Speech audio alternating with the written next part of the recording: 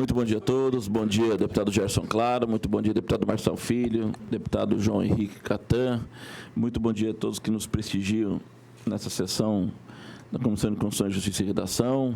Bom dia a toda a equipe de apoio, equipe de comunicação desta casa, nossas assessorias.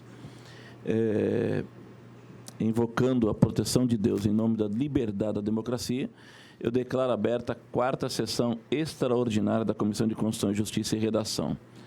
Esta sessão foi convocada exclusivamente para a leitura do relatório da Lei de Diretrizes Orçamentárias.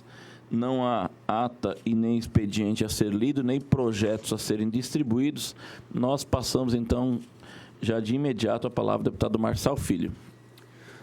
Senhor presidente, deputado Lídio Lopes, deputado João Henrique, deputado Gerson Claro, todos que nos assistem. Bom, recebi a mensagem do Executivo em relação à Lei de Diretrizes Orçamentárias. Também algumas emendas foram encaminhadas pelos nobres parlamentares. Procurei acatar o máximo possível das emendas, mesmo sabendo que trata-se, digamos, de uma lei preparatória para a lei orçamentária. Nesse momento, nós não entramos nos pormenores de como o dinheiro vai ser gasto o ano que vem pelo governo do Estado e pelos demais órgãos. Isso vai caber a análise proximamente, aí, mais no segundo semestre. Por isso que eu chamo a LDO sempre de guarda-chuva, porque ela, nenhum trocadilho com a chuva que está caindo. Guarda-chuva mesmo que dá diretrizes para aquilo que a gente vai apresentar posteriormente das nossas demandas junto ao Poder Executivo. Trata-se do projeto de lei número 131/2019, de autoria do Poder Executivo, que dispõe sobre as diretrizes para elaboração e para execução da Lei Orçamentária 2020 e da outras providências. A proposta estabelece as metas e as prioridades da administração pública estadual, orienta a elaboração da Lei Orçamentária Anual e dispõe sobre a política de aplicação das agências financeiras oficiais de fomento e sobre as alterações na legislação tributária. Na mensagem, o Poder Executivo informa que, quando a elaboração do projeto, foram observados os ditames exigidos pela legislação pertinente à matéria, em especial que estabelecem o artigo 30 da Lei Federal número 4.320, de 17 de março de 1964, e o artigo 12 da Lei Complementar Federal número 101, 4 de maio de 2000, que é a Lei de Responsabilidade Fiscal. No mais, instruem o projeto de lei os seguintes anexos com projeção para o ano de 2020. Demonstrativo de riscos fiscais e providenciais, anexo de metas fiscais e metas anuais, avaliação do cumprimento das metas fiscais do exercício anterior, metas fiscais atuais comparadas com as fixadas nos 3 exercícios anteriores, evolução do patrimônio líquido, origem e aplicação dos recursos obtidos com alienação de ativos, avaliação da situação financeira e atuarial do regime próprio de previdência dos servidores, relatório resumido da execução orçamentária, estimativa e compensação da renúncia de receita. A matéria cumpriu o período de pauta nos termos regimentais e recebeu 8 emendas aditivas e uma emenda modificativa subscritas por membros desse parlamento. Vou citá-las. Emenda aditiva número 1, autoria do deputado Jamilson Nami, acrescenta o inciso 5º no artigo 3º com a seguinte redação: a prioridade de investimentos em projetos que incentivem o desenvolvimento do esporte amador. Emenda aditiva número 2, autoria do deputado Márcio Fernandes, acrescenta o inciso 6º no artigo 3º, com a seguinte redação: a prioridade de investimentos em projetos que incentivem e fomentem o desenvolvimento da agricultura, avicultura, pecuária e suinocultura. A emenda aditiva número 3, deputado Márcio Fernandes, acrescenta o inciso 7º no artigo 3º, a disponibilidade de recursos para a preservação e reparo de infraestrutura de estradas, rodovias e pontes. Emenda aditiva número 4, deputado João Henrique, acrescenta o inciso 5º do artigo 3º, que diz: divisão do Fundo de Desenvolvimento do Sistema Rodoviário do Estado de Mato Grosso do Sul, Fundersul, proporcional à extensão da malha viária, com o rateio do fundo entre os municípios. Emenda aditiva número 5, o deputado João Henrique acrescenta o inciso 5º no artigo 3º, com a redação que leio agora: destinação aos projetos e ações que envolvam tecnologia, inovação, pesquisa e desenvolvimento.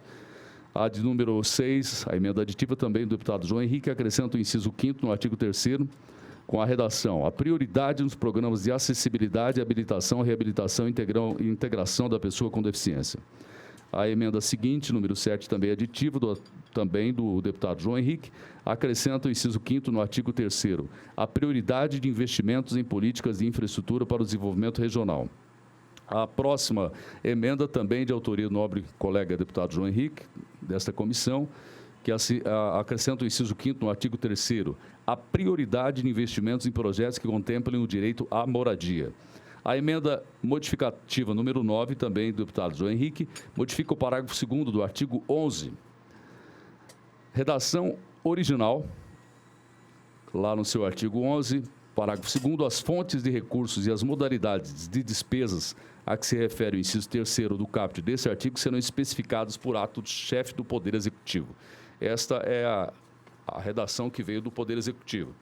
E a proposição do deputado João Henrique, através da emenda modificativa número 9, modifica o seguinte: as fontes de recursos e as modalidades de despesas a que se refere o inciso 3º do caput serão especificadas para cada projeto ou atividade, obedecendo, no mínimo, a seguinte classificação: 1. Recursos do Tesouro.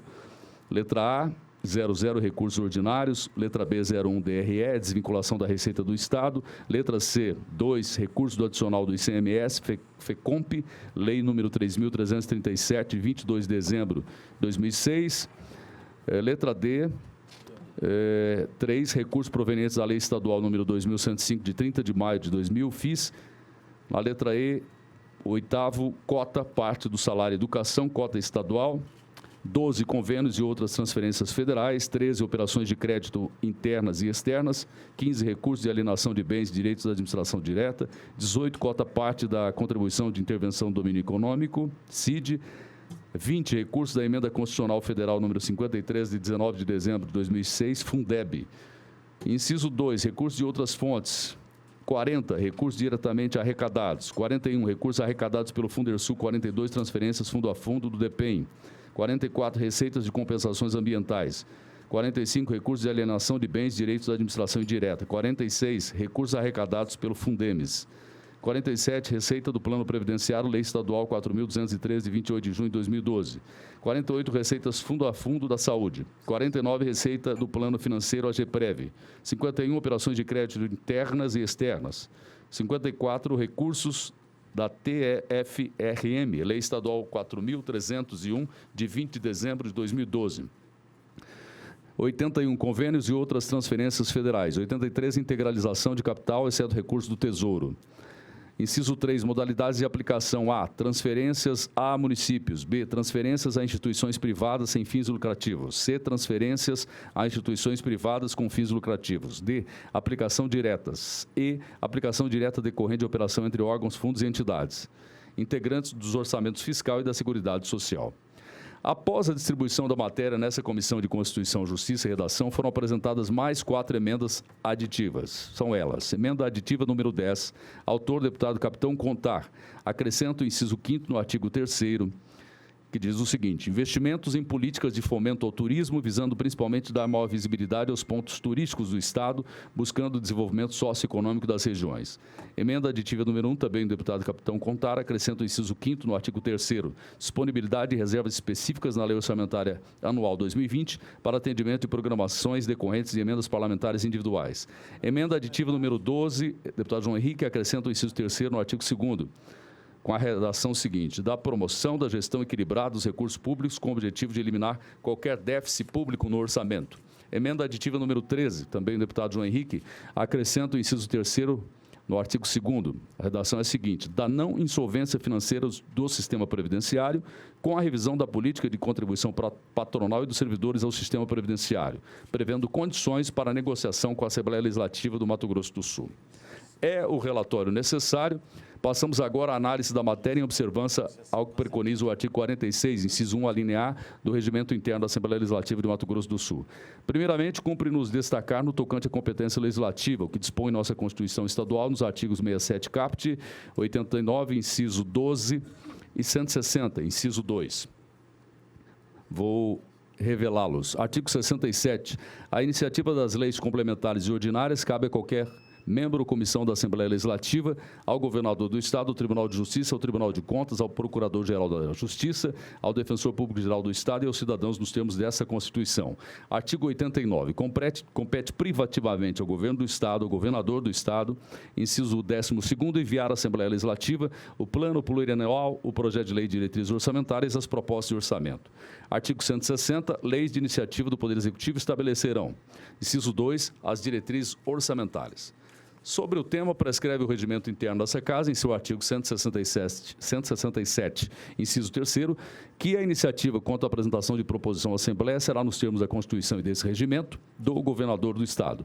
Nesse sentido, pelos dispositivos constitucionais e regimentais acima destacados, resta claro que o chefe do Poder Executivo tem competência para propor a matéria.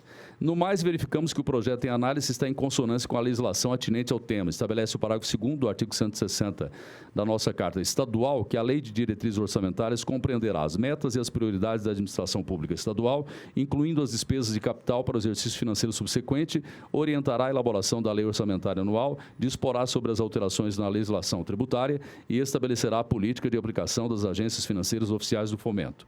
Em análise atenta, verificamos que a matéria contempla satisfatoriamente tais parâmetros e exigências.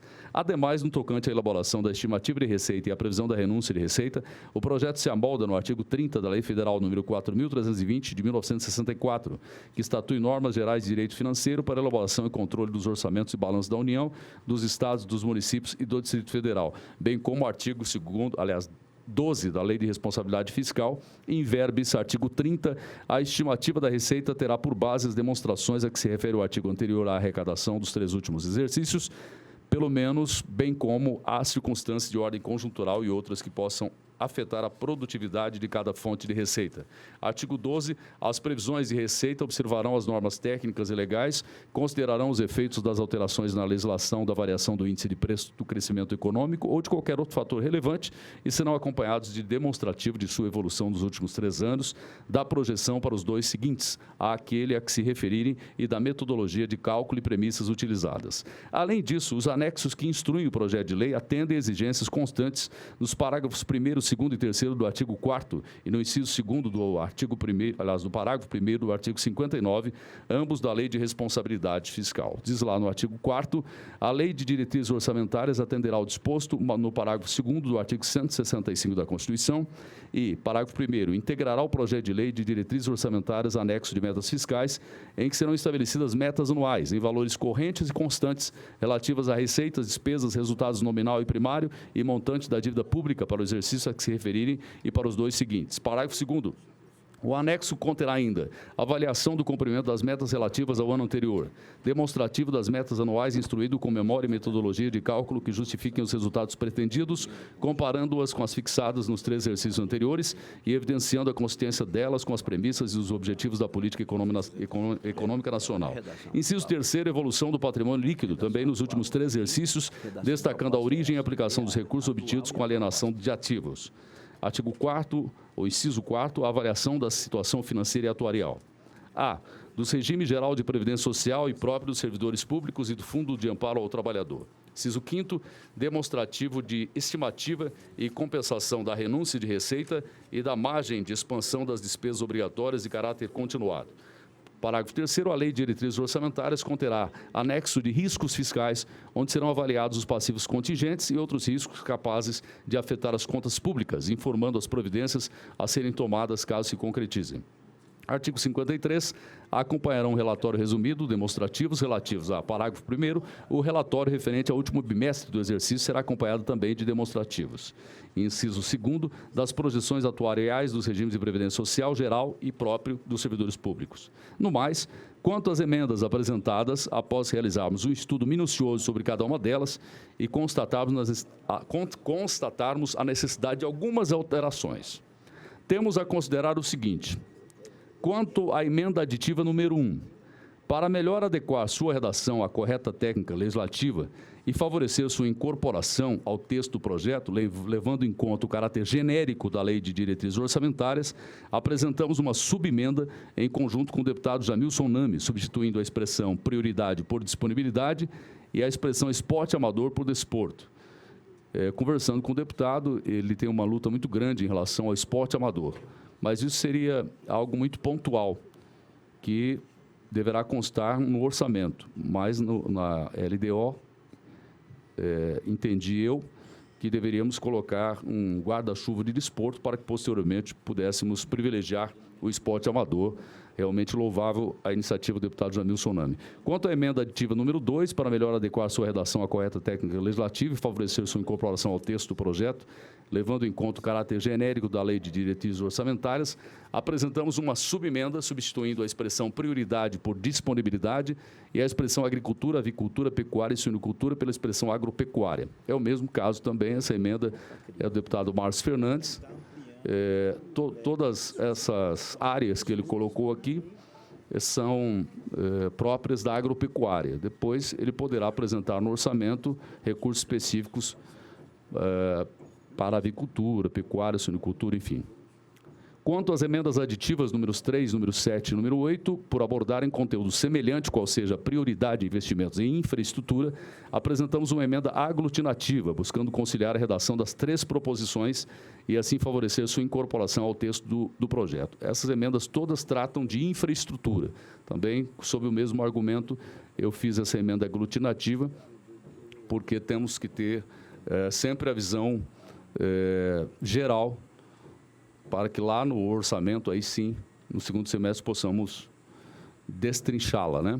Quanto à emenda aditiva número 4, entendemos ser necessário refutá-la, considerando que não cabe o tratamento da matéria por ela abordada na Lei de Diretrizes Orçamentárias, isto é, a adoção de novos critérios de divisão dos recursos oriundos do Fundersul, que deve ser tratada na legislação própria. Essa é uma discussão muito grande de uma emenda apresentada pelo nobre colega deputado João Henrique, que, com certeza, causa muita celeuma quando se quer definir alguma coisa em relação aos recursos do Fundersul para os municípios.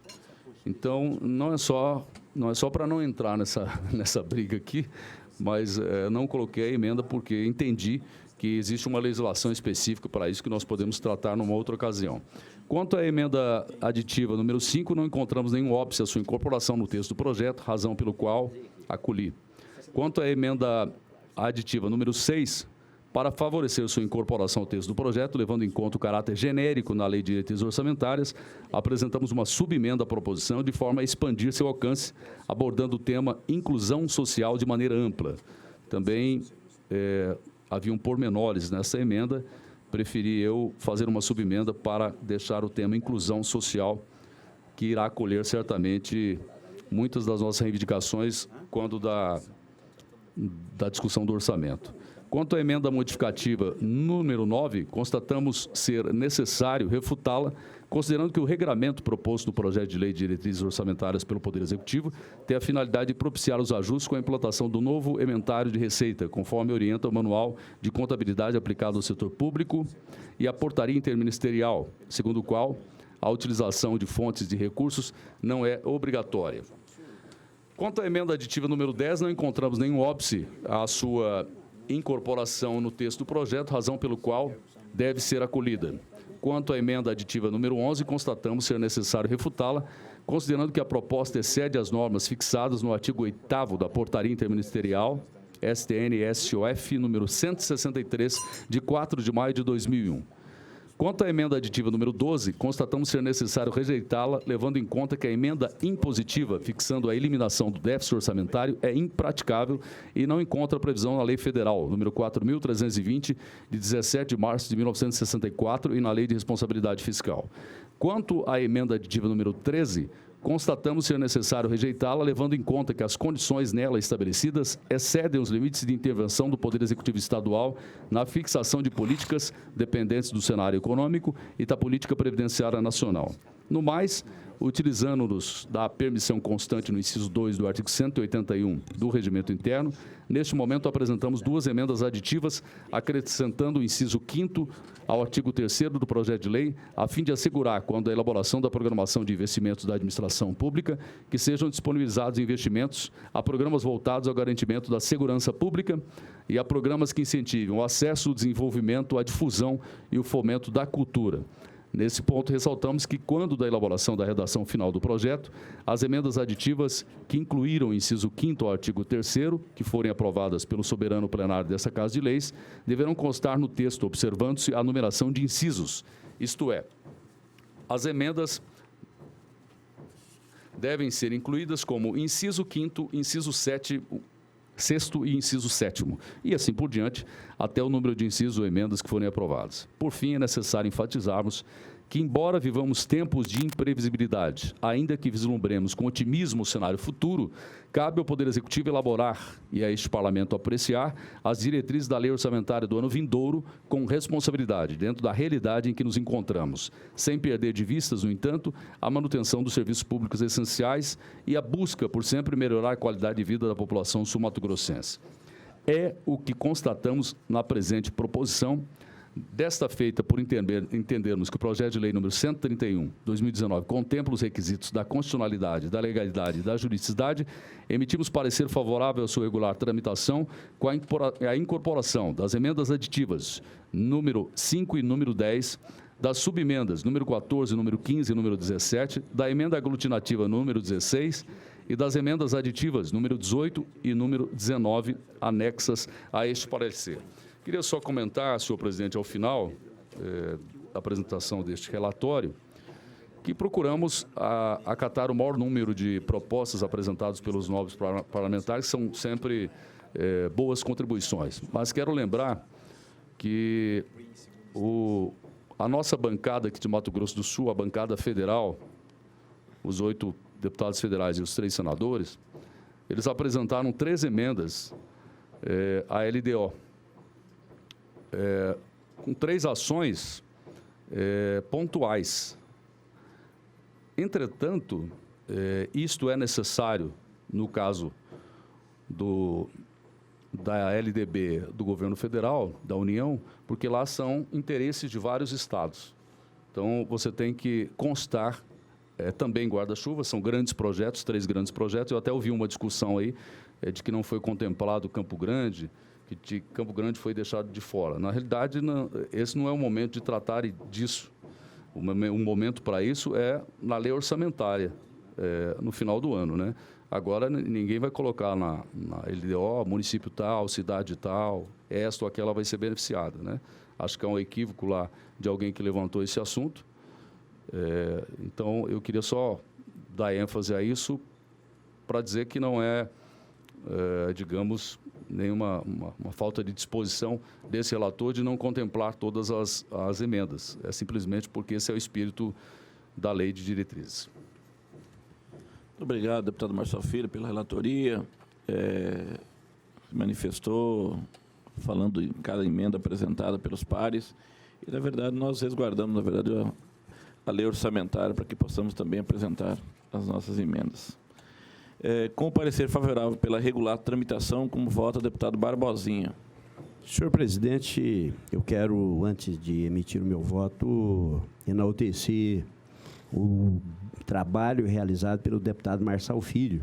E a experiência legislativa no Parlamento Federal ajuda muito na análise de um assunto que você tem que fazer uma análise circunstanciada. Quando você analisa a lei de diretriz orçamentária, quando você analisa o orçamento, não dá para você fazer uma análise ali resumida. Na verdade, você tem que observar, detalhar, não é? E as estruturas que nós temos nos nossos gabinetes são estruturas preparadas, não é, para o trabalho do dia a dia do parlamentar, e nós acabamos tocando, né, na verdade, o trabalho legislativo praticamente com as estruturas que nós temos no gabinete. Talvez seja, deputado Marçal Filho, uma necessidade e evolução do parlamento de nós criarmos na Assembleia Legislativa, obviamente considerando a proporcionalidade, mas aquilo que existe no Parlamento Federal, que é um assunto complexo, como, por exemplo, a questão de orçamento, a LDO,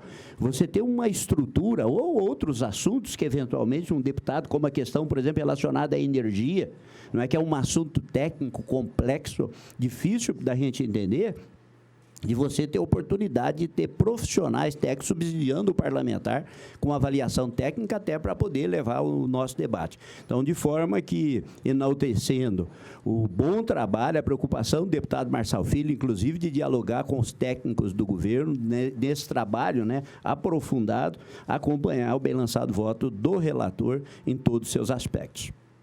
Como vota o deputado Gerson Claro?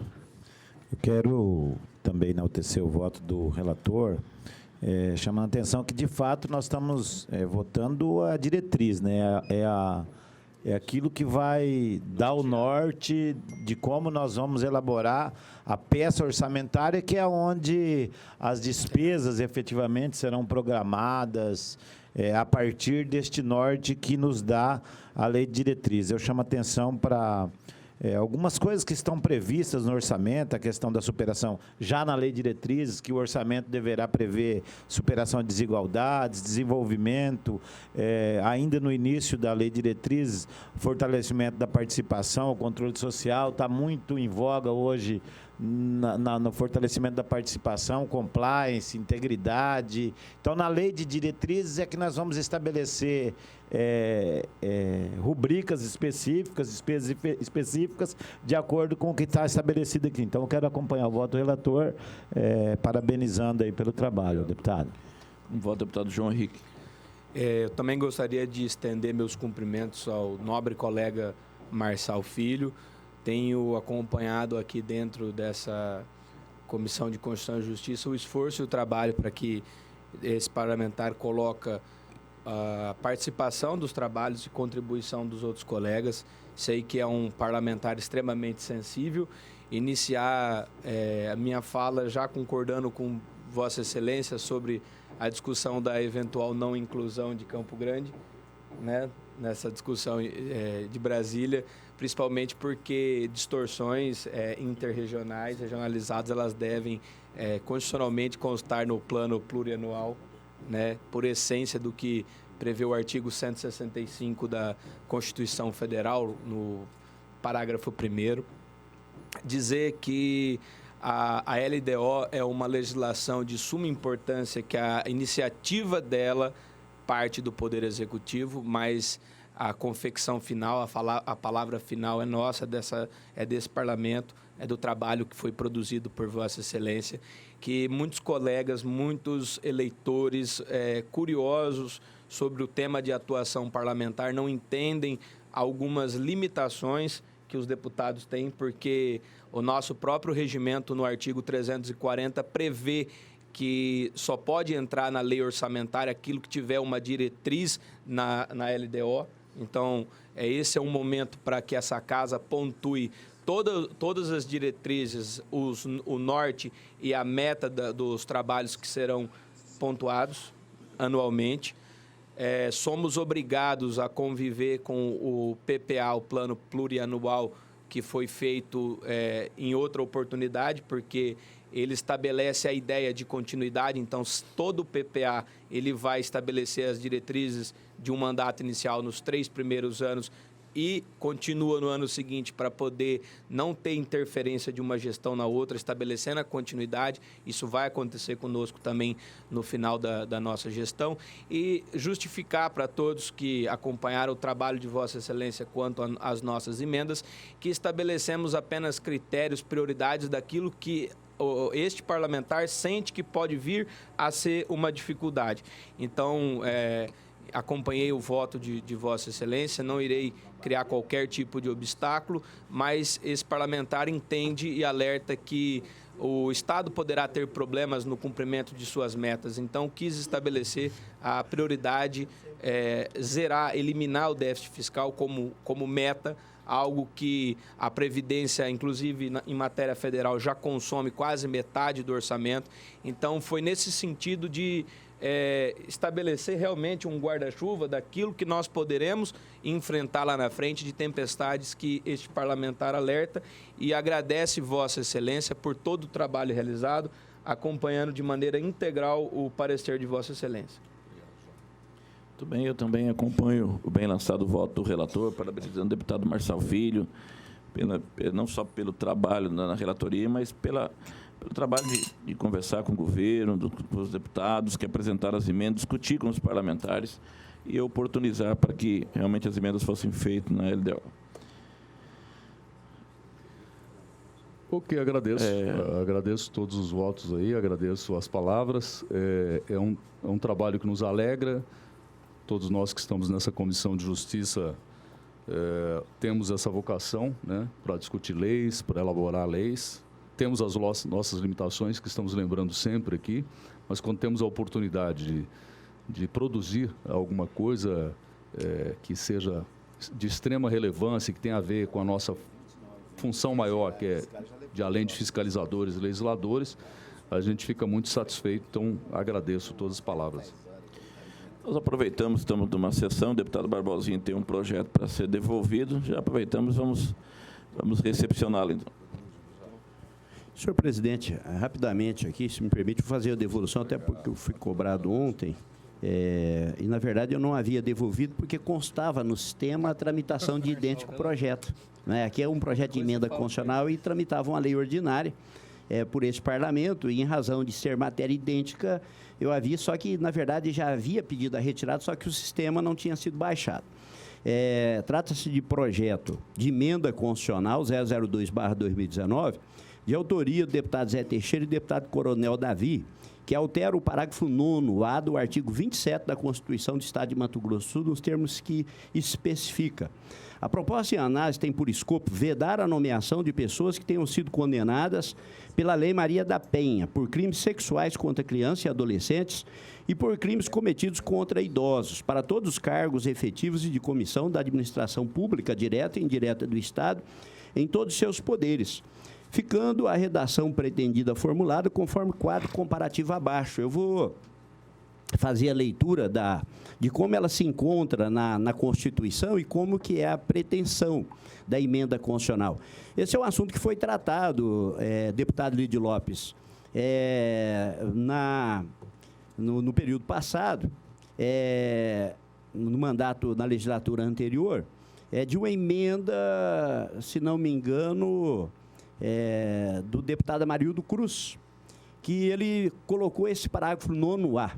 É vedada também no serviço público da administração direta e indireta do Estado de Mato Grosso do Sul a designação para a função de confiança ou a nomeação para emprego ou para cargo efetivo ou em comissão de pessoa que esteja em situação de inelegibilidade em razão de condenação ou punição de qualquer natureza, na forma da lei complementar prevista no artigo 14, parágrafo 9º da Constituição Federal, durante o prazo de duração do impedimento. O que ele fez? Ele remeteu aquilo que prescreve a Constituição Federal, dizendo no artigo 14, parágrafo 9º, que lei complementar ia dispor sobre essa matéria. Que lei complementar é essa? É a Lei Complementar 64, que é a lei da ficha limpa. Então, a lei da ficha limpa, ela dispõe quais são os crimes, não é? E quais são as sanções decorrentes que geram a inelegibilidade e, por consequência, também veda o acesso ao serviço público. O que pretende a emenda constitucional? Pretende o seguinte: ela mantém essa redação do jeito que está aqui, né? Que esteja em situação de inelegibilidade em razão de condenação ou punição de qualquer natureza, na forma da lei complementar prevista no artigo 14, 9º da Constituição Federal, durante o prazo de duração do impedimento. Aqui mantém a redação igual está hoje. Aí vem a alteração. Da mesma forma, aí ela acrescenta, da mesma forma, o condenado em decisão transitada em julgado ou proferida por crime ou proferida por órgão judicial colegiado. Olha aqui, o que nós estamos colocando aqui? A decisão transitada em julgado, e já coloca a vedação também do crime proferido por órgão colegial. Órgão colegiado significa que antes do trânsito em julgado, eu já vou ter a vedação de acesso ao serviço público. Se eu sofri, vamos imaginar aqui uma lesão corporal, não é? Em crime praticado contra o idoso ou contra a mulher, uma lesão corporal leve, por exemplo, não é? Que pode ser de competência, inclusive, do juizado. Não é? Se eu tenho uma condenação já proferida pela turma recursal, eu já vou ter a vedação do acesso ao serviço público. Aí prossegue. Proferido por órgão judicial colegiado por crime praticado com violência doméstica e familiar contra a mulher, igualmente aquele condenado por praticar ou concorrer para a prática de crime contra a dignidade sexual de criança ou adolescente. Esse aqui já está previsto já. crime sexual contra a dignidade sexual de criança ou adolescente, isso está previsto na Lei Complementar 64. Né? E crime praticado contra o idoso, desde a condenação até o transcurso do prazo de 8 anos após o cumprimento da pena. Significa que a emenda constitucional, ela propõe que antes do trânsito em julgado eu tenha a vedação ao acesso ao serviço público e também que depois do cumprimento da pena, eu tenho ainda, deputado Gerson Claro, mais 8 anos de prazo e a lei, por exemplo, ela expressa que uma vez extinta a punibilidade, extingue-se todos os efeitos decorrentes da sentença. Então, eu estou emitindo um parecer aqui, ver-se pela nova redação proposta, precisamente nesse trecho, da mesma forma, o condenado, em decisão transitada em julgado ou proferido por órgão judicial colegiado, não serão considerados para cômputo somente as decisões transitadas de julgado, mas também as proferidas pelo órgão judicial colegiado, sem a devida definitividade e certificação de trânsito em julgado. Quanto às demais vedações propostas para a nomeação, verifica-se que 2 não se enquadram sequer na lei da ficha limpa, quais sejam o condenado por prática de crime com violência doméstica e familiar contra a mulher, igualmente aquele condenado por praticar ou concorrer para a prática de crime contra o idoso. Esses 2 crimes, eles não estão descritos na lei de ficha limpa, que foi a lei que veio disciplinar as inelegibilidades e, por consequência também, não é? Uma vez que você está inelegível também, você está vedado o acesso ao serviço público, porque uma das condições para o acesso ao serviço público é poder votar e ser votado. Se ele está inelegível, consequentemente, ele não pode ter acesso. O deputado João Henrique foi relator dessa matéria, apresentou parecer favorável à tramitação e faz importante registrar que a matéria idêntica que estava a tramitar nesta casa, através do projeto de lei 23/2019, de autoria do deputado Coronel Davi, tendo sido retirado pelo proponente antes de ser submetido à votação plenária. Então, é que eu faço umas considerações aqui. Primeiramente, no que se refere à forma de apresentação de uma PEC, conforme estabelece o artigo 66(1) e parágrafo 5º da Constituição Estadual, a mesma deve ser proposta por, no mínimo, 1/3 dos membros da Assembleia Legislativa. Foi cumprido isso, a PEC foi proposta por deputado estadual no regular exercício de sua atividade parlamentar, foi subscrita pelo número mínimo de membros exigidos pelo texto constitucional. Regimento também interno, ele também possui disposições específicas sobre a legitimidade para apresentação de projeto de emenda constitucional. Aí, após a análise formal da constitucionalidade da proposição, deve-se passar obrigatoriamente pela análise de sua materialidade, ou seja, de seu conteúdo. Poder-se entender, por uma primeira análise, que a PEC apresentada é materialmente constitucional por respeitar os limites instituídos, tanto pela Magna Carta quanto da Constituição Estadual, não fazendo qualquer abordagem, mesmo que indireta, às denominadas cláusulas pétreas, consignadas no parágrafo 4º do artigo 60 da Constituição Federal 88 e no parágrafo 4º do artigo 66 da Carta Estadual. No entanto, de uma análise pormenorizada de todo o seu conteúdo, o entendimento passa a ser outro, vez que o legislador estadual passa a afrontar o direito fundamental da presunção de inocência, bem como adentra em matéria cuja competência privativa para legislar pertence à União. Explica-se, ao dispor que a vedação será aplicada da mesma forma ao condenado em decisão proferida por órgão judicial colegiado, estabelece que não serão consideradas para cômputo somente as decisões transitadas em julgado, mas também as proferidas pelo órgão judicial colegiado, sem a devida definitividade e certificação de trânsito em julgado. Ou seja, a presunção de inocência esculpida no inciso 57 do artigo 5º da Carta Federal, determina que ninguém será considerado culpado até o trânsito em julgado de sentença penal condenatória. Ver-se que a presunção de inocência é um direito fundamental de ordem constitucional e de toda e qualquer pessoa, garantido que esta exerça o sacrosanto direito ao contraditório e à ampla defesa em todos os graus de jurisdição, não podendo, portanto, o legislador estadual contrariar na Carta Estadual este importante princípio esculpido nas diretrizes da lei maior. Neste momento, faz-se importante trazer à baila a decisão proferida pelo Tribunal de Justiça de Mato Grosso do Sul. O que diz uma decisão aqui do nosso egrégio TJMS, de relatoria do desembargador Sideni Sonsini Pimentel, em 17/11/2015. Ele diz o seguinte: conforme a orientação firmada pelo Superior Tribunal de Justiça, não há se falar em informação de litisconsórcio passivo necessário em todos os candidatos aprovados no concurso público. 2. Importante aqui essa parte da decisão.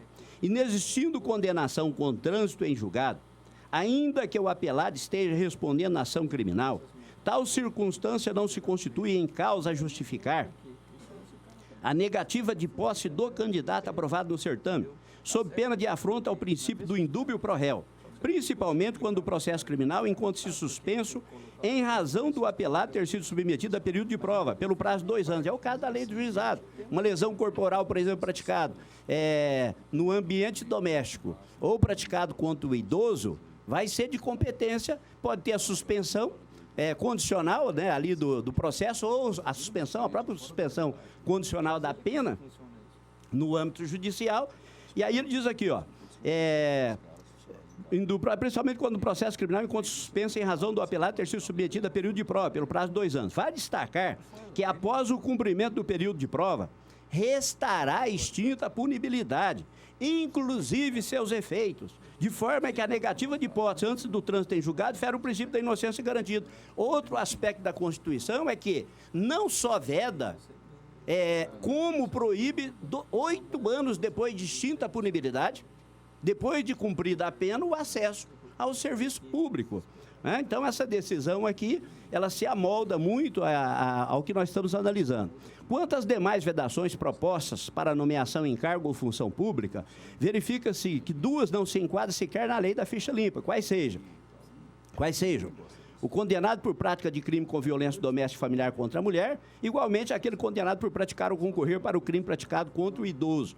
Veja-se que a lei de execução penal é clara ao estabelecer no artigo 202 que, após cumprida ou extinta a pena, não constarão da folha corrida atestados ou certidões fornecidos por autoridade policial ou por auxiliares da justiça qualquer notícia ou referência à condenação, salvo para instruir processo pela prática de nova infração penal ou outros casos expressos em lei.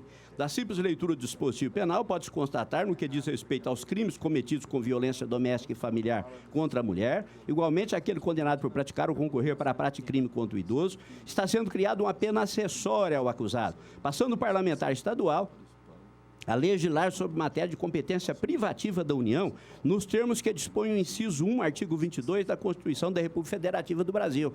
Tenho que o rol da Lei Complementar 64, ele não é um rol exemplificativo, ele é um rol taxativo.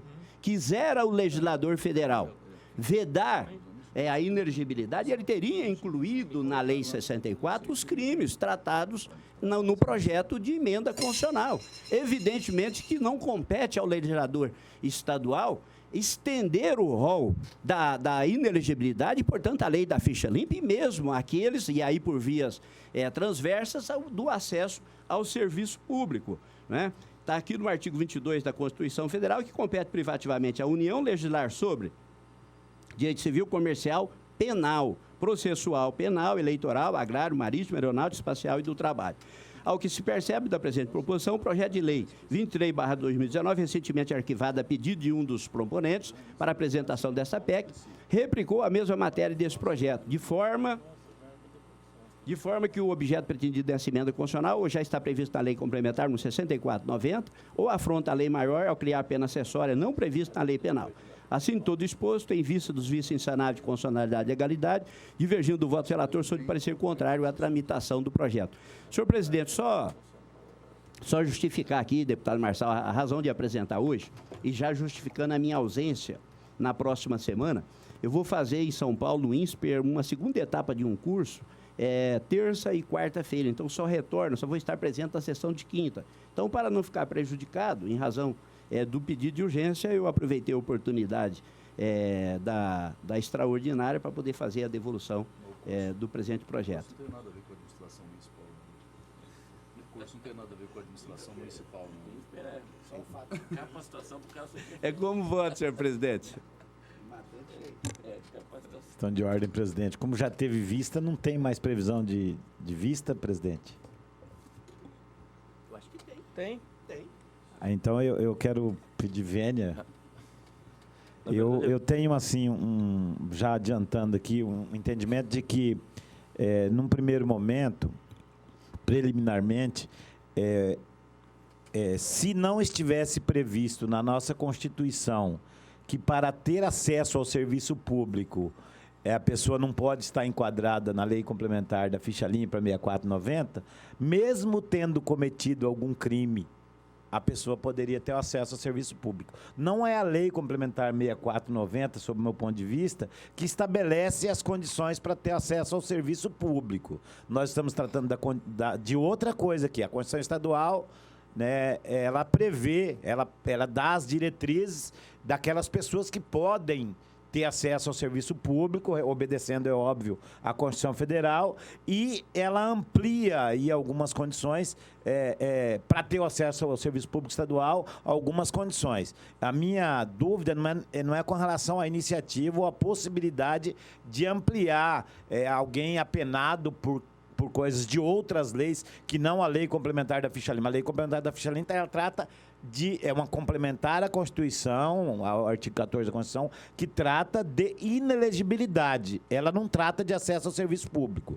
Então, eu penso que o acesso ao serviço público, havendo outro tipo, a Constituição prevendo outros tipos de condenações, e nós aqui entendendo que essas condenações são impeditivos para exercer o serviço público, talvez me parece que a gente teria que concentrar mais no mérito da questão, que é o que o próprio desembargador coloca aí, da presunção de inocência e do trânsito em julgado. Talvez a gente ser muito exagerado na pessoa não poder exercer o serviço público. Então, eu gostaria de pedir vênia para poder estudar melhor o caso. Pela ordem. Opa. Acho que eu fui mais rápido no pela ordem aqui. Eu concordo com Vossa Excelência, deputado Gerson Clary, apenas para fazer uma elucidação e um esclarecimento, que esse parágrafo 9º que foi citado contempla apenas os crimes fixados na lei da ficha limpa. E a PEC pretende estender os crimes praticados contra a mulher que não se enquadrem na lei da ficha limpa. Então, é exatamente o que Vossa Excelência falou, e gostaria de aproveitar o pedido de Vossa Excelência de vistas, pedir vista. Já que se trata de uma PEC, vai haver aquela comissão especial que vai revisar toda a matéria no quesito constitucional, se é o caso de delegar para essa comissão, porque os debates ali estarão frescos sobre o alcance de toda a medida constitucional. Então, acho interessante, às vezes, direcionarmos, inclusive, para essa comissão, se houver espaço regimental. Vices, então, não havendo vice com o deputado Gerson Clary e deputado João Henrique Catan, e aguardamos, então, o deputado Marçal Filho, aguardamos a devolução das vices para que possamos nos manifestar. Nada mais havendo a tratar, declaramos encerrada a presente sessão essa sessão extraordinária da Comissão de Constituição e Justiça e Redação, já convocando os nobres pares para a nossa próxima sessão ordinária, que será realizada no dia 3 de julho, às 8 horas da manhã.